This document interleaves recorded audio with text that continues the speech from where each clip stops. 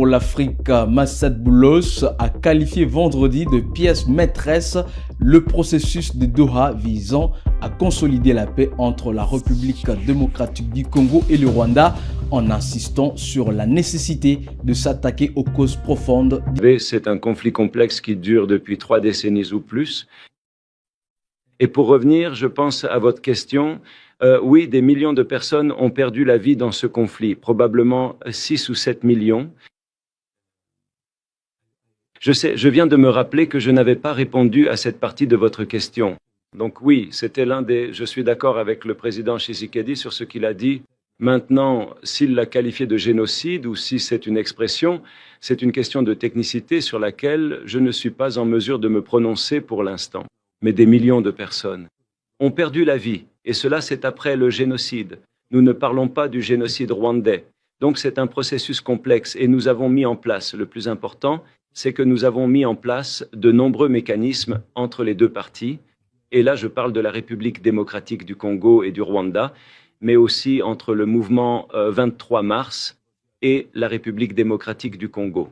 Ils viennent tout juste, nous avons annoncé il y a quelques semaines, ou peut-être plus, peut-être un mécanisme d'échange de prisonniers entre le M23 et le gouvernement de la RDC. En fait, ce matin même, j'ai eu le privilège de rencontrer le chef du Comité international de la Croix-Rouge, car cet accord est entre le mouvement du 23 mars et le gouvernement de la République démocratique du Congo, mais il est facilité par le Comité international de la Croix-Rouge. Et cela a été conclu à Doha.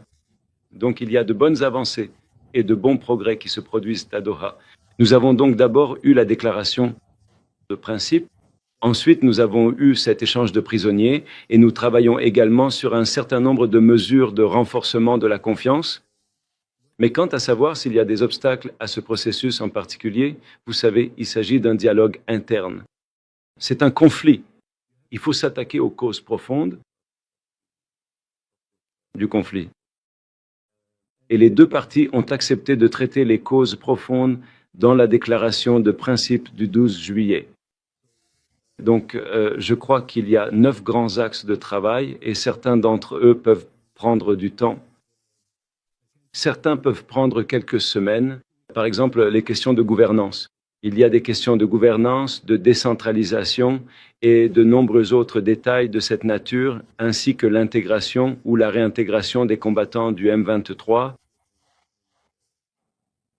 D'autres groupes, concernant le fait que certains seront intégrés dans l'armée de la RDC et que d'autres seront intégrés dans une forme de gouvernement locaux et ainsi de suite. Ce sont donc des questions complexes. Certaines pourraient être d'ordre constitutionnel et ainsi de suite.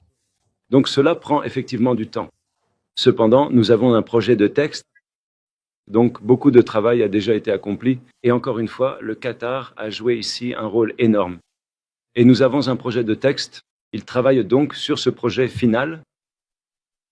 Et merci beaucoup pour ce que vous avez dit au début à propos d'être le visage de l'espoir. J'apprécie vraiment cela. Je l'apprécie énormément.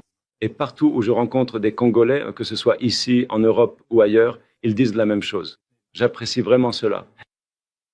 Ils se sont mis d'accord sur le processus de paix et sur tous les mécanismes qui aideront à la mise en œuvre.